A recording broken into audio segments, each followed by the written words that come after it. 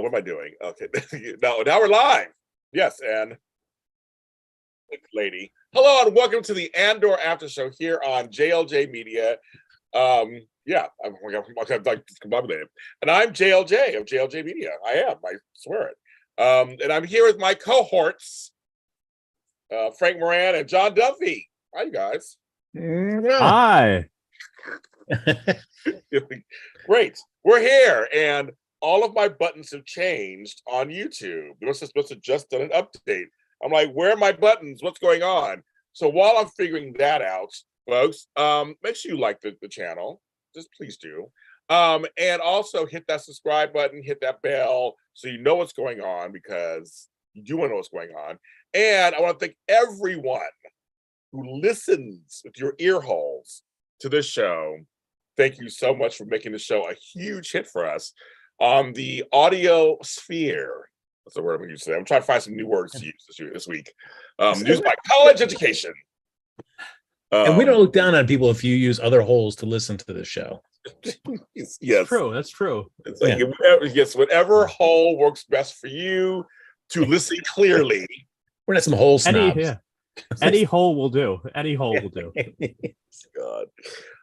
This is not Andor After Dark. This is not Andor After Dark. So, folks, yes, thank you. I was going to say, no, but so we're glad you're listening. So, thank you, and subscribe wherever you find it. We're on all streaming audio platforms. So, just look for Andor Aftershow, and these are all reactions to each of the episodes. Like tonight is episode 8, Narkina 5. Talking about. So thank you for doing that. This Friday, we're doing a special episode of Darth Vader Is Your Father. We're talking about Tales of the Jedi. I saw it today, and I was looking on the look. I was like, oh my God. They're all about 60 minutes long, I saw. So it's all 6. So I'm the through lines are Dooku and Ahsoka are the through lines, apparently, of the 6 stories. So I'm very curious. Have you watched any of them, John? Yeah, I know Frank probably hasn't yet, but have you watched any of them, John? I have watched 4 of the 6 short stories. Right. Okay. Well, I've been bedridden with COVID all week, so that's true. Yeah, but so I watched 4 of the first 6 short stories tonight, and I loved them. I decided I wanted to save the last 2 for after we get off, so I have something to watch and enjoy after our stream. But really good, really good. I think you guys will really enjoy it. Very good. So that'll be Friday nights at what time? What time is it? I want to say they were doing midnight. It was a special midnight. Right. That's at 7 p.m. Oh, it's a midnight showing of the Rocky Horror Jedi show. That's a whole other show, folks. Get the bread, so you can throw the bread to certain scenes. I was like, don't get this whole other stuff. That's a whole other show. That's all. Now I'm down for that. Actually, I'll drink his Frankenfurter. We'll do the whole thing. It'll be great. Yeah. Shout out to Tim Curry. Anyway, 7 p.m. Pacific Standard Time. So make sure you get ready for that, for your Star Wars goodness. Also check out our other Star Wars shows. We have Book of Boba Fett, Obi-Wan Kenobi, Mandalorian. Check them all out, all of them. Check them out. Okay, we're talking about episode 8. But before we start,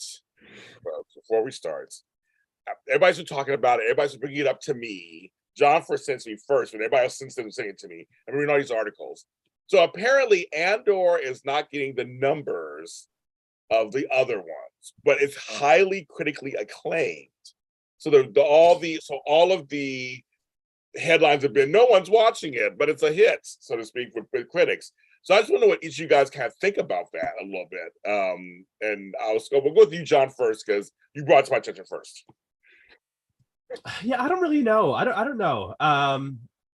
I thought that more people right off the bat would be interested in this series because I thought Rogue One was so successful and people liked it so much that I figured if we're getting, some background to one of the main characters of that story, of the Rogue One story, I would have thought that this would be more popular. But I wonder if, people didn't love Obi-Wan, right? There are some people that didn't love Obi-Wan. There are a lot of people that didn't love Boba Fett. And I wonder if these highly anticipated stories that came out, like Book of Boba Fett and Obi-Wan Kenobi, maybe not living up to the expectations of some Star Wars fans, it's kind of like turned them off to keeping up with this week by week as it comes out. I could see the numbers, like the views for Andor going up There are as some we, as the series ends and it's just kind of out there on Disney Plus, and just existing out there in the Disney universe. I could see more people starting to watch it and tune in and then realize how good it is. But like, I don't know. I wonder if people were underwhelmed by Book of Boba Fett and Obi-Wan, and then it's just turned them off to this new series, like kind of watching it and being engrossed in it, like week by week, like we've been watching it. I don't know. What do you think, Frank? It's a shame because it's like I think everybody realizes that there's just so much the Star Wars universe. There's so much breadth and depth to all these characters and story possibilities that I want people to be able to give this a chance, and it just because it doesn't have Jedis or lots of big battle scenes or action sequences doesn't make it bad, because by far it's not. I mean, I think we're all enjoying it tremendously just for the stories, the writing, the direction, the cinematography, the look and feel of the show. All of it is top notch. And so, I just feel people have just discounted it where it's like, oh, it's not action. It's just Andor. Who cares? Yeah. Which is a shame, because I feel like if anybody just gave this a chance, yes, it is a slower type of burn, but boy, holy cow, it has just been one of my favorite watches that I've had on any Star Wars film or TV. I agree. I totally agree. I'm with Frank. The chat says some people may want to binge it all at once after the episodes have aired. They may like it better that way. That's an interesting thought. For me, I wasn't, as you guys know, I wasn't excited at all for this series, even though I did enjoy Rogue One. And it was funny because today, if you guys saw the news came out, the next Star Wars movie is going to be taken after Last Jedi. It's going to pick up from there. We may see some of the same people, this whole thing. That didn't excite me either. I was like, that doesn't excite me either. But it's kind of just, I'm like, I wasn't excited. So I've given it a chance, and now it's my favorite of all the series. It's my favorite. It's literally my favorite. I mean, Mandalorian's close, but it's my favorite because maybe as a writer, for me, I'm looking at I have a different lens of this thing. We're literally, because Frank said it last week or the week before, we're seeing a side of the Imperial force we've never seen before. So I can see where it may not be exciting to some folks, but to me, it is kind of exciting seeing, how pristine this prison thing is, and how the intricacies of they're literally cogs in a wheel. They're literally building, using cogs and building things like that. It's just, we're seeing sides we've never seen. We're seeing behind the scenes of them trying to find someone who's going against the Imperial forces. We're seeing, I don't know. I find all the characters fascinating. I find Mon Mothma and I find Luthen. I find them all. They're all fascinating to me. But maybe for folks, because there really is there's no fight scenes. There's no lightsabers. I think maybe folks, because I said to my brother, and he was like, "Well, not everybody reads the books," and I understand that. I feel like if you're a book reader of Star Wars books, you would enjoy the series too, because you want. Yeah. There's so much in the Star Wars world that's just not explored. We're seeing planets we've never seen before. I mean, like so we haven't even got on Tatooine at all. It's like we've shown up yet. So it's kind of like, I don't know. I feel like maybe folks are just like, nah, it's not exciting enough, I think. Yeah. I'd be curious, because I really don't remember. It's so long ago now that, like, when the first season of Mandalorian came out and these episodes, those episodes were dropping. Do you guys have any recollection of what the numbers were like on that? Was that? I came into Mandalorian late. I knew it was coming out, but I didn't watch it until it was almost over. First season was almost over. I got to it late. I would be interested to see what the numbers are sort of like, because I feel like The Mandalorian was a new story with new characters, right? That became very, very successful for Star Wars. And now we have that sort of, even though we know Andor from Rogue One, this is still kind of like a new story, things that we haven't seen before, with a lot of characters that we haven't seen before, like Luthen. And I wonder if, like, just not having that super recognizable person in the series that's anchoring the series, like a Boba Fett or an Obi-Wan, like I could see Andor starting to, like, get more views as we get further from the release of this series, and then, like, the next season of the series being even more popular and more popular as we go. I could see this having like a similar I'd have to go back and look at what it was like for Mandalorian when it first came out, though. Because I would argue that it probably wasn't as popular when it first dropped as it became by the second season. Andor. I think I remember the first. Oh, go ahead, James. No, go ahead. Oh no, I remember. I mean, the first season kind of hitting the pop culture zeitgeist very well, and I think it had to do because it was a Boba Fett-esque character, a Mandalorian. So if you'd watched the Clone Wars or you were just a fan of the movies, that design of the Mandalorian was just already recognizable. So you're like, ooh, that's cool. Let's get it in. Let's check this out. So I think that it did do really well right out of the gate. Okay. Because I remember I came to it later. I knew it was out. But everybody was like, this Baby Yoda, baby. I remember that was a big thing. That's right. Yeah. And so by the time I got to it right before, I think I got to maybe episode 6 or something. And then I was like, wait, when it was aired, and I go, okay, now I'm watching it. And it was a slow burn for me, but I didn't realize, because it was a story I didn't think was going to be, that lives with me, about him delivering this child, this yoga child. I had no idea that was going to be, but it seemed like to me it was a big hit. And then season 2 got bigger. Now Andor is not coming out, scheduled to come out till the end of 2024, so late 2024. So I don't know what that means either. But they're going to air it. Obviously, going to air it more likely, but I don't know what that means. So yeah, I don't know. It's very interesting. I just think it's because it's not lightsabery, and I think it's some really solid stuff. I think it's maybe it's too dramatic for the Geek Squad. Really, is that what it is, folks? They don't, because I feel like they'll accept this for like House of Dragons. They'll accept this for Walking Dead, but like they won't accept this for a Star Wars show. But I feel like I think Lucasfilm needs to stick to its guns, because this is the way forward, I think, for the future of the franchise. I mean, it not necessarily just every show needs to be like Andor, but the fact that we need to have the audiences know that not every story needs to be reliant on the Skywalker mythology. That we can do, that there's so many other things that we can do in this, and they're all can be equally as cool. We just have to just give it a chance. See, I agree. See, Frank, I'm with you. In the chat, though, someone says, I got bored with him in prison. I busted him out already. And I'm like, I'm actually fascinated by the prison. I'm actually fascinated by it. So I don't know. So I guess that's just, I don't know. So we'll get into it. Please go ahead. I'm very interested in all the prison stuff too, because it looks like they're building parts for the Empire and stuff like that. We're probably going to see him meet people in there that maybe he'll work with in the rebellion going forward. I think this is all very interesting. It's like a little bit of like, this is just like the most human level of Star Wars that we can get to. It's like, and I just, I love this kind of stuff. And we love all the grandiose, the Emperor with Darth Vader up on the Star Destroyer, and it's, they're, planning how they're going to take over the galaxy. But this is the most fundamental level. How can people as individuals now fight back against this overwhelming, force? And it's like, we're seeing that. And it could be boring sometimes because it's just a conversation between two prisoners in a cell, but that's how these things start. That's what I'm feeling. Exactly what you're saying. It's like, it should be a little mundane, right? It's like, it is, not everything starts out big. That's the whole point. It's like these little tiny minutia things that are going on, that you're right, that snowball into something bigger. Yeah. That's the point. I'm like, that's anyway. Okay, we'll get to the episode because so Cassian's being sent to Narkina 5. So you have that again. Love the cinematography, all the points of view, the prisoners are staying in line. We don't know what's going on. He don't know what's going on.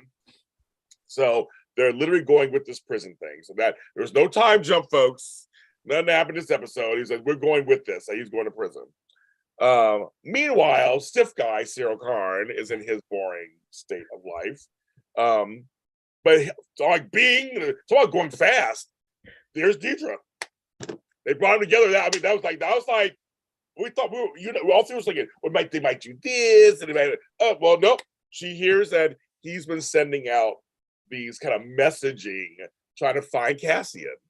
And it flagged her, so she came to him. And that whole exchange is very interesting. John, I know you're chomping. Go on, John, say something. I'm gonna some I've been waiting for this. I've been waiting for this moment because I knew that Sergeant Stiff was gonna cross paths with the supervisor Deirdre, or whatever her name is, and it just seemed like they were on a collision course. But like, this did not end, like this whole interaction did not end the way I expected it to. I expected her and Cyril Karn to become like allies. Like you're somebody who has been sort of doubted. You've been working very hard. You were almost punished for working as hard as you did. And then like here I am in my position where I'm looked down on because I'm a woman or whatever, but we're like our paths are crossing or on this collision course. And now let's work together. And I feel like she was trying to just get whatever information that she could out of Karn. And then she kind of was just like, all right, forget this ever happened. That's not what I was expecting at all. But I am thinking more and more now that I don't know. I for some reason I could be completely wrong, but I honestly think that Karn is going to somehow become disillusioned with the Empire and all this law and order and see it's all corruption and just people trying to advance themselves and not actually uphold the law. And I feel like I could see Karn turning on the Empire. Like he's going to become like the Agent Callus of this series. Callus turns on the Empire and becomes a rebel. And I almost think I could see Karn now being like, well, why am I fighting so hard for this law and order, for this Empire that continuously puts me down, even though I am doing everything that I possibly can to find these criminals and this and that. It's like, I keep getting dismissed, but I'm the only one that seems to care about anything. So why am I going to keep working for this Empire? I don't know why. I just feel like he's gonna turn out on the other side. I could be totally wrong now. I love that he stood up for himself finally, and even though he got shut down, he had a little smirk on his face, like he was proud of himself. That he goes, "I was a good deputy inspector." Like he's, like the whole exchange between him and Diesel was really good. They're great actors. Yeah. I don't know what they are, but they were great, and they just came together. I was like, I'm shocked too. They're not gonna. I don't think they're gonna work. I think you're right. They're not gonna work together. Frank, what do you think?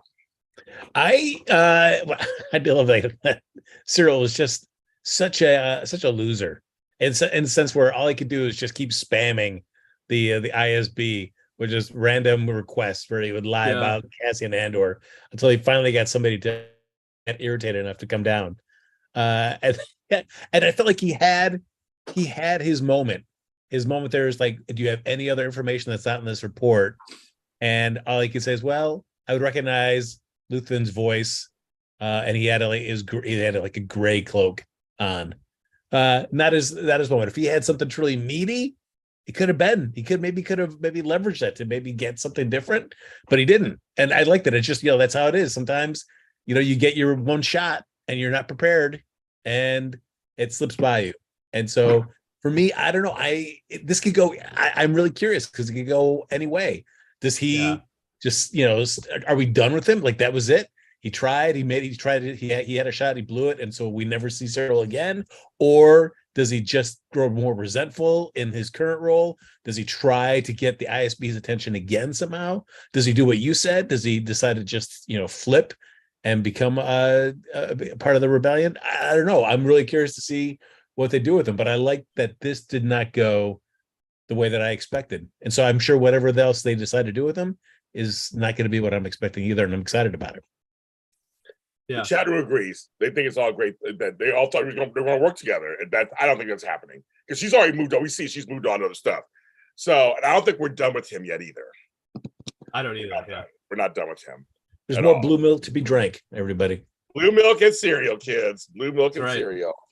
I was hoping to have some blue milk tonight ready for you guys. I wasn't ready yet, so maybe next time. Blue milk. So he's stuck. Narkina 5, is that a moon? Was that a moon or was that a planet? That's the moon, James. That's a space station. Andor, he tried to find out. He said, "I'm a tourist. What's Narkina 5?" And they said, "Just go." Yeah, hey, just go. I'm a tourist. He keeps saying it. That makes me laugh every time he says, "I'm a tourist." Yeah, I do like.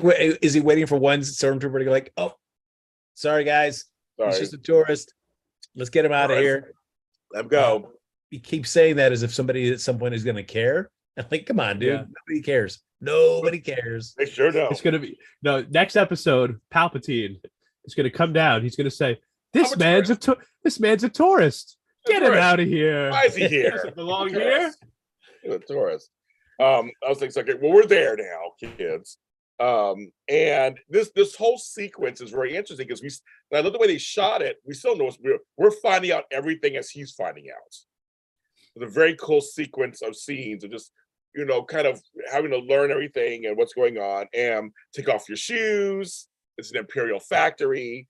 That first leader was kind of scary and did the whole shocking thing where, because they're like, how you don't keep you in line, and does that to them. And then he's brought to this level. And this part is very interesting.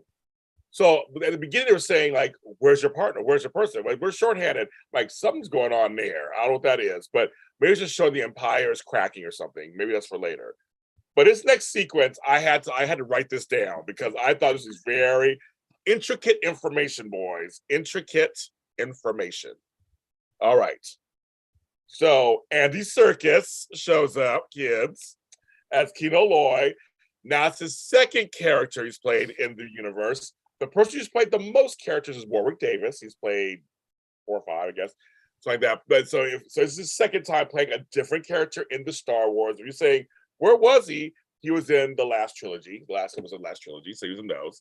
But he's playing Kino Loy, who runs this level. So there's 7 levels, 7 rooms, 7 per table, men per table, 49 men. I love it. It's just such a wow. Well, okay, that's interesting. Yeah. 12-hour shifts, literally putting together parts for I guess the fighters for the Imperial. Homeboy has 204. Lots of numbers, kids. 249 days left in his sentence. He wants it to go smoothly. They named him at his table. He's table 5. And again, they named, I don't know any of their names. I couldn't understand it. I don't know any of their names, but they have names. And it was this whole kind of everything is so white and everything is so organized and everything is so clean. Yet I was kind of scared. It was very scary and tension filled. It's all about this competition to go fastest. And if you don't go fastest, you get disciplined. So anyway, that whole sequence. The unit was called 52D. Level 5, room 2, D for day shift. What are your thoughts on all of that? Frank? Me, I loved it. And who knows if they're going to do a jailbreak or not, but I'm always down for seeing how whatever the incarceration system in a universe plays out. So it's cool. I mean, you're setting up all this information and the way this works, that you wear no shoes, they don't have to worry about, it's minimal punishment, but when it comes, it's definitely hurtful. The way the cells are laid out, all the great details where you're just saying you imagine if we're doing a prison break, I know the stakes now. I know all the things that are involved, how difficult it must be. So it's got to be really cool if if you're giving me this information in the hopes that we're going to see how somebody then gets out of this situation. Who knows? Maybe they do it, maybe they don't. But I love the look of it. I love they're just making stuff for who knows what. We don't know. I mean, they're big metallic parts. Who knows exactly what they're going to be used for? That's nobody's business. Certainly for the prisoners. This is all you need to know. You're just making this stuff and you just eat here. You do group showers. I love the group showers. I was like, oh, we're doing a group shower, everybody. There you go. Hey. Just a little sliver of the circus crack. Right there at the end of that shot. I was watching it. I was like, how far is he gonna go? They're good. They're walking away. I'm like, oh, there he goes. Oh, there we go. I see a little sneak peek of that crack. Hello. They did, kids. They did. It's so funny. I love the little pods, little cells. I like the little pods where you get your food through a hose. That's get your food. It's just. Oh yeah. It's just all crazy. What you know about those sequences, John? Well, anytime that we see Andy Serkis, I immediately get excited because I love Andy Serkis. I also just, fun fact, I have been listening to the Lord of the Rings audiobooks that Andy Serkis does, where he does all the voices of all the characters, and it's absolutely incredible. Fucking love Andy Serkis. Okay. But aside from that, this prison is absolutely terrifying. Yeah. All these guards, they don't even have weapons because the entire prison itself is a weapon. At any moment, they can press a button and every prisoner in there is in unimaginable pain, it seems. Yes. So, the toys that the Empire has are very, very scary. This whole thing, though, was just wild. I kept wondering at any minute, is somebody gonna recognize Andor? And from the whole, because I feel like there's a lot of people looking for Andor. He's still going under this alias of Keith Gergo or whatever. But I keep wondering if some Imperial is going to recognize him because we saw in this episode. I'm sure we'll get into it. There's still a huge presence on Ferrix, and people are looking for him. Supervisor Miro, whatever. And it's just, but all these scenes were so tense. The fact that like this prison, like you're in a competitive game. Like the prisoners have their own hierarchy too, not just the guards. Like it's just this whole place is just wild to me. It was very Squid Games. Yeah. What I liked about it too is just you see Andor's reaction that first day, where he's standing in the line with everybody, and you can just see he's shell shocked. Like, what the hell is going on? What do I get myself into? And then noticing subtle cues where we see how people are communicating from across the way with each other with hand gestures, how that could play into anything going on. And then we also spent 30 days with it. So, we got him more, followed him in the journey where he's more involved, and he knows what he kind of has a more of a better handle on what his table needs to do. And what's funny is the one guy killed himself. All he did was just step into the hot floor, and that's how he killed himself. I mean, you got to imagine that's probably, I'm sure, a pretty common thing depending on what your sentence is, especially for those guys, because they all ask Andor what's up, and like he offers zero information. Of course, he's not going to tip his hand, but where everybody's sentences, not even just new ones, but current prisoners, got their sentences doubled. Which what a suck job that would be. I know. Right. I thought about that. So, well, there's a couple of things. So one thing, because I know we just talked about that one guy that walked out of his cell and killed himself, right? And I remembered that question that Andy Serkis asked Andor, said, "Do you sleepwalk?" And Andor was kind of like, "What?" And Andy Serkis was just like, "You'll see. And he certainly saw. But then the whole doubling of prison sentences, I'm thinking to myself, I'm like, Cassian is like directly responsible for that, because he was part of that team, that crew that pulled off the whole Aldhani heist, which, that's why the Empire is now cracking down on everything, right? I mean, and doubling all these sentences. So in a way, Andor is responsible for all these people now being held in Imperial prison for much longer than they all anticipated. Yes. Frankly, with us a moment, I guess he got kicked off. He'll be right back, I'm sure. We lost our Frank. I loved it, and it's very interesting. And I think, and the whole thing of program, unprogram, that's basically like an Addies, and I like that. So different words. The orange and white outfits, everything was so clean and neat and just in order. I mean, and how you could see as time progressed, he finally got the hang of it. So now he's part of the system. Yeah, basically. Yeah. He's stuck there. He's part of the system until who knows when. And so now, because you said, I don't know, wait till Frank gets back, we have people on the outside trying to find him, outside forces. So that was he's doing his thing. What can we talk about before Frank is gone?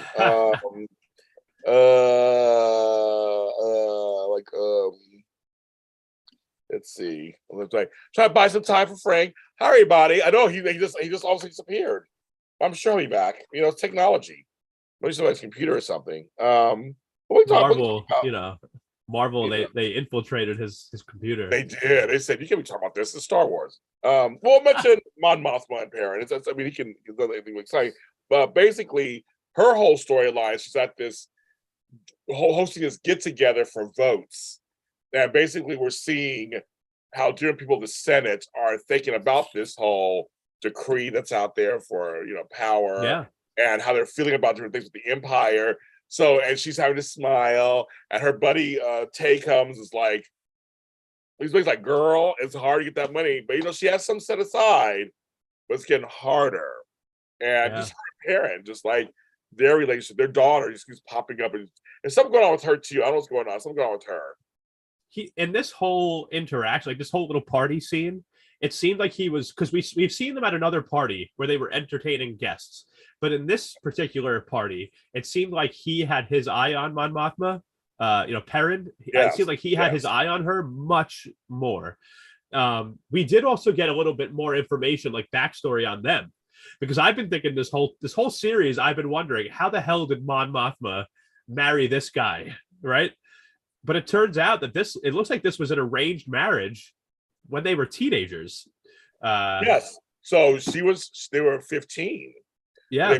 She was 16 as a senator. She was young, and they moved there, and we're already together for a year. It's like, oh, so they already met before that, and then came to Coruscant, and then started the whole thing. And he's like, we just mentioned Mon Mothma and Perrin, how we found out their backstory a little bit. Yeah. The Empire tried to silence me, guys, but I'm fighting back. As we said, they heard you talking about it. We said, no, he'll be back, folks. Folks, he'll be back. I would say this episode, for as much as I thought like Perrin does not care about stuff, and he's just kind of like, moving around, everything's boring. There's some looks that he gave to Mon. Jonathan said, yep. Yeah, that is like, he's starting to pick up on stuff. Yeah. You could tell he had his eye on her a lot more in this party than during the last party that we saw at their house. And it makes, like I was just saying to James, like it makes a lot more sense knowing that they're married now, considering we found out how they met, is that this was like an arranged marriage when they were teenagers. So I'm sure that they were very different at 15, 16, 17, newlyweds, to now full adults with a child of their own living on Coruscant. I'm sure their political beliefs, could have definitely gone in different directions. It makes complete sense to me. Knowing that they didn't just meet a few years ago and decide to get, to date and then marry each other, but this has been a long-standing relationship that neither of them really had a say in. Okay, now I can understand how Mon Mothma, of all people, ended up with this guy. So yeah, and right now I don't even know if it's necessarily he's suspecting Mon Mothma doing anything politically. I think it could just be personally, because she keeps name checking, spending a lot of time with our boy Tar. So yes, it could her be daughter made a comment. Yeah, you're here all the time now. Yeah. And so I think that might be the thing that's getting on his radar, and then from there, everything else starts coming out. Yeah, but it's even the daughter was all like, "Oh, you're here again? What?" Mm-hmm. They keep throwing her in and says something's going on. We gotta find out about her. Her name is, I've got her name already. Lita. She sucks. I don't like her either. So all of that is going on, and again, I like that we're seeing different sides of what's going on. Cassian is stuck in prison, putting shit together, and we got Homegirl, who's kind of stuck in her own world too, as part of the rebellion. She's on this side of it and getting nervous. Then we got Ferrix, which I didn't expect. We saw Homeboy. We're going to see the first episode, second episode, come back and check. And we see Binks checking on Marva, who's getting worse. Yeah. She's getting worse. But she's a fighter. She's a rebel. I love the whole thing. She's a rebel. She's trying to help the rebellion. But she's literally, I think she's dying. I think she is. Something's going on with her. So we see that kind of happen.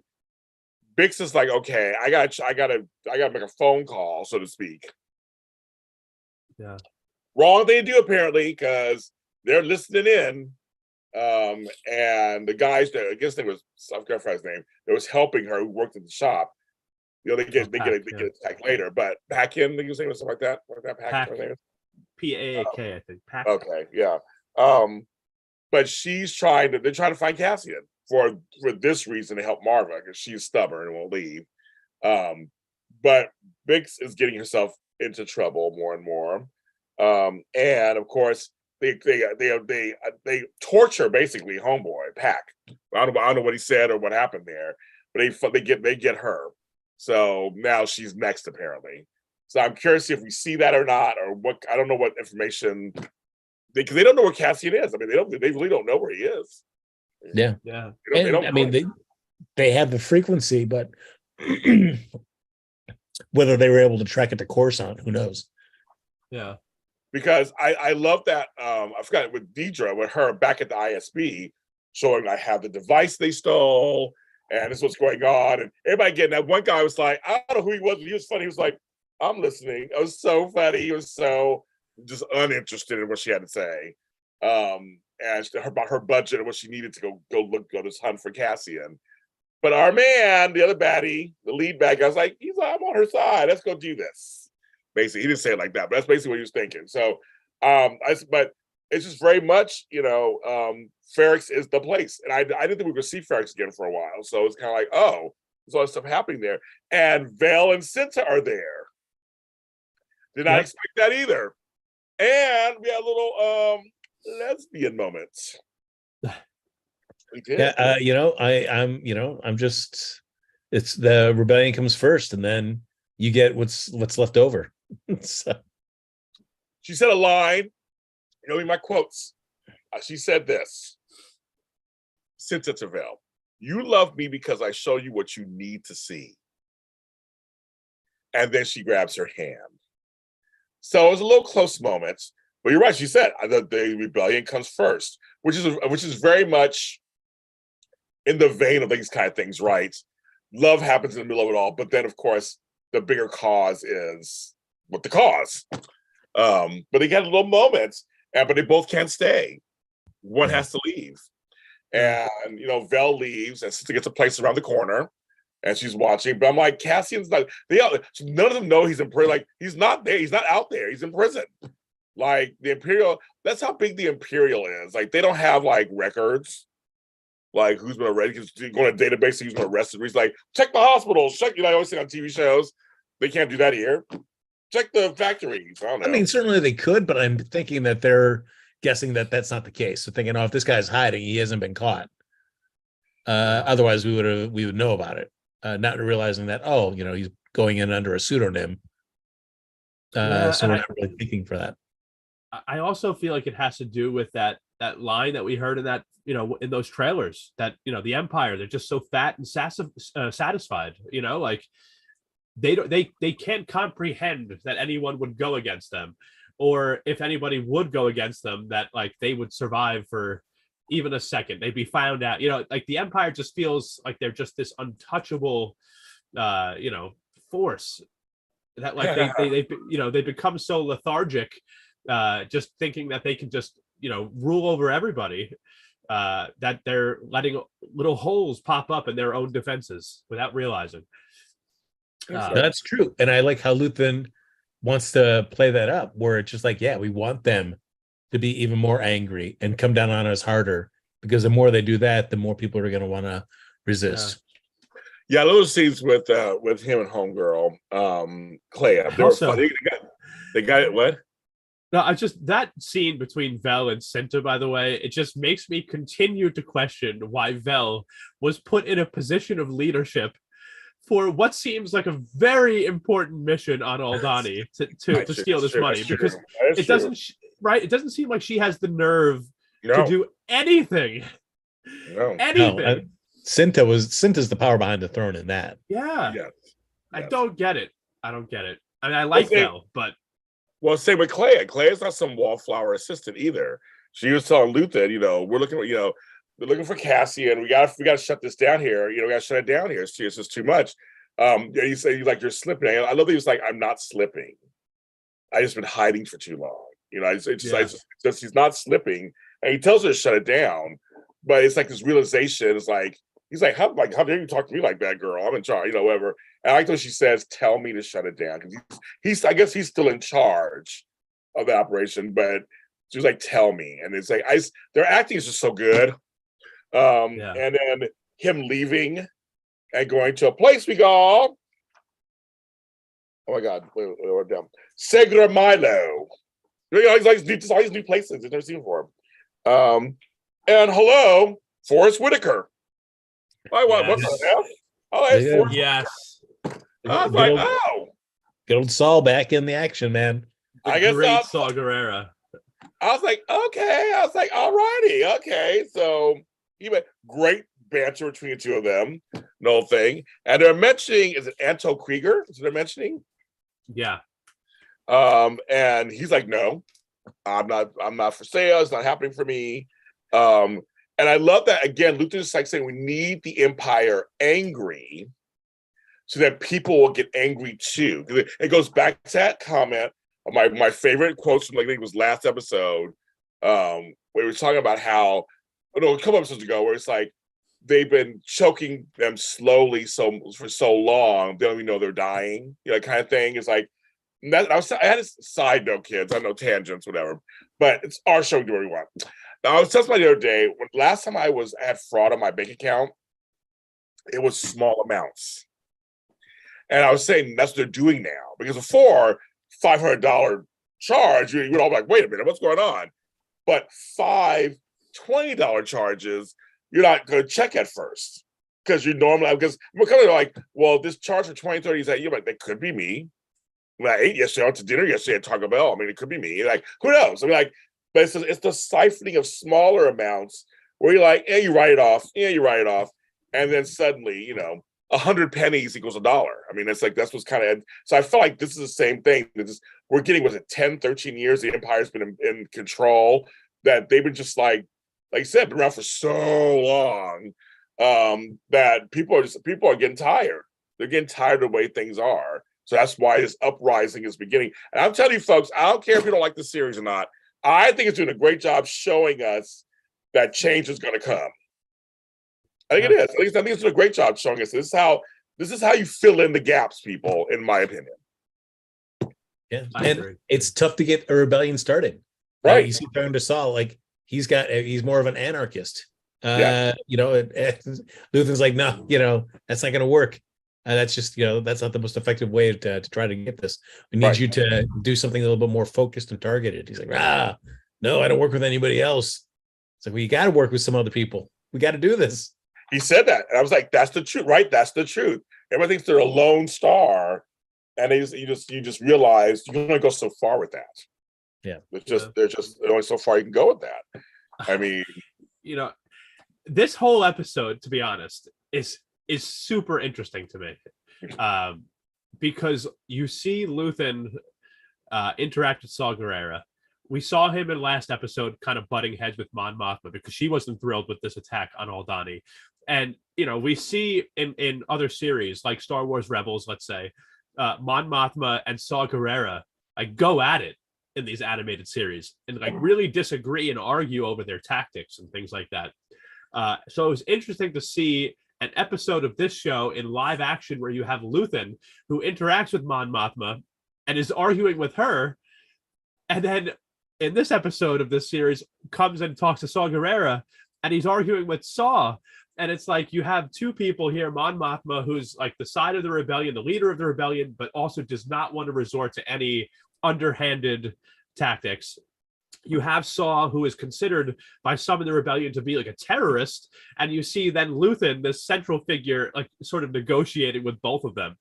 And it's like it's a very interesting connection to me between all of these different like series and movies where we see people like Mon Mothma, Saw Gerrera, and now Luthen appear. It's very, very interesting to me to see the dynamics of the rebellion here. Yeah, I agree. Very interesting. What I love too was just even during the conversation with Saul, where he wasn't taking any claim for having anything to do with getting the Imperial treasury. It's like, nope, it wasn't me. That was you, right? Yeah, right. Yeah, that's fine. I like that. It's just like, no, he's playing ignorant. Like, no way. Yeah. No, I love the banter. I mean, it's all the banter is gold, and it's also furthering story and it's filling in story. I think it's again, we said before, it's a very conversational show. Yeah, I think for some folks, they're just not used to that in a Star Wars piece. Again, I always liken it to the Christopher Nolan Batman that first came out, and I was like, that to me was a drama. It was like actually, it felt like a real drama that has Batman in it, other than the other way around. I know all folks didn't like it. I remember coming to the theater and I enjoyed the whole. I was like, I really enjoyed that. I actually felt something. And I feel like this series, to me, like Frank said, this is how the movies should be. Like they should be like this. Well, mixed in with some, action, obviously. But I'm enjoying it. I'm really enjoying. I'm like, I want to know more. I want to see where this goes. I want to know more. I want to go more. I want to go even lower level. I want to see all this stuff. I really do feel like they are showing us the pieces of a rebellion. Stuff's either going to come together. Folks are probably going to die.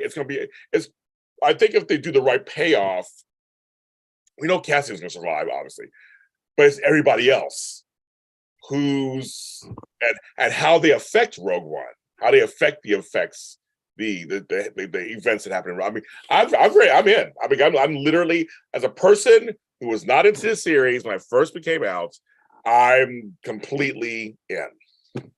Yeah. And the cool thing about it is, I think people might look at it and say, "Oh, it's just Star Wars. It's just Star Wars, guys. That's all it is." But it's what I like about with Tony Gilroy. Not that Dave Filoni and Jon Favreau have been doing great stuff. They have, but you take somebody. What I like about it with Tony Gilroy coming to this and being on Rogue One is this is worthy of having great drama. The subject matter is worthy of great drama, and so when you get a writer of that caliber, that it could be a horror movie, it could be an action movie, a romance, a drama, a science fiction type film. The overall genre might be the different change, but all these stuff is just resonant. All these things, the story that you're telling here in Andor could work, in the 1960s and 1970s. If you wanted to do some kind of political drama here in the States, yes, all that stuff could do. It could all work. It could all work no matter the formula. And so I love that it's like people just give this a chance. It's rich storytelling. It just happens to be about Star Wars, but don't let that dismiss you from really enjoying just a really, really great story. Yeah. Everything Frank said. Frank for president. Yeah. Thanks, Could everybody. not say it better. Could not say it better. No, I mean seriously. I agree with you on that, and I think that's where we'll end the show, because that's the best ending of an after show ever. And everybody in chat was like, "Yes, I agree. I'm in also. You're all in for the rebellion."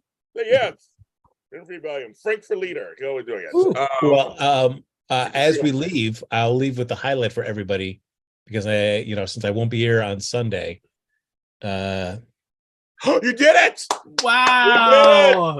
What a milestone! It's happened, everybody. 200,259 unread emails. Oh my God, you did it! That is crazy. Have you been wondering why you haven't heard back from Frank Moran? Right, exactly. Here it is, right here. That's right, guys. I had a record to hit. Now I'll start. He'll be happy to know you've been part of a Guinness Book of World Records most unread emails. Like I said, now he'll answer them back. Now, that won't answer back. Frank is now free to answer that email from 7 years ago. Right, exactly. Oh my God. I mean, guys, 250,000 isn't that far off. Maybe it's time to go for it. 250,000, guys. Oh Maybe my God! He's trying. You go. Guys. He's trying the kids. Maybe. That is. I have 0 emails in my box right now. I can't even understand. I don't understand. I'm sorry for you, James. You're just never going to know the thrill of looking at a 6-digit number on your emails. I'm not, because if I look at I'm trying to look at my phone. I'm like, yeah, there's nothing. There's I am at 0. Nothing. No, they were like, congratulations, Frank. Don't congratulations in chat. Yes, congratulations, Frank. Don't congratulate him. It's bad. Bad shit. Can I share with you guys an Easter egg in Andor that I just became aware of recently? Ooh, all right. Do tell. So apparently that big mission that happened on Aldhani, right? They spent a bunch of time during the season on Aldhani. Do you know in Rogue One, a Star Wars story, the planet that the rebellion saved Jyn Erso from when she was being held by the Empire was Aldhani? Oh. How about that? How about that, kids? How about that for an Easter egg? Yeah. When Andor and K2SO went, and he had that whole K2SO and that whole thing, you are being rescued. Jyn Erso was being held on Aldhani at that moment of Rogue One, and the rebellion saved her from that planet. So, little Easter egg for you. See, Aldhani is in the universe. It's in the canon. There you go. Well, another Easter egg is Andy Serkis's character here in the prison that character is the grandfather of Snoke. You know the grandfather. Oh, really? I know. I was like, there's no Easter egg for Andy Serkis. No. I thought that you were gonna say. I thought you were gonna say that like his name, like his secret name to his friends, was Smeagol, and they were carrying a ring that they all called the Precious. Yes. And they had No, to get none from, of those kids. None of those. And they were planning a quest from Narkina 5 to Mordor. So there's no Lord of the Rings references. It's not his character's not related to the other ones in Star Wars. This okay. Now we're breaking up the ending we had. Great. I'm James Lott Jr. That's Frank Moran. That is John Dunphy. Watch Strat Chat, something like that. Watch. That's correct. Like I said, right first time. GHB Spotlight. But anyway, but more importantly, he won't be here this weekend. But more importantly, this Friday we're doing Tales of the Jedi. So we're doing that at 7:00 p.m., not midnight. 7:00 p.m. 6 Standard Time here on JLJ Media. Thank you everybody for watching. Good night. See you tomorrow. See everybody in the chat room. Thank you.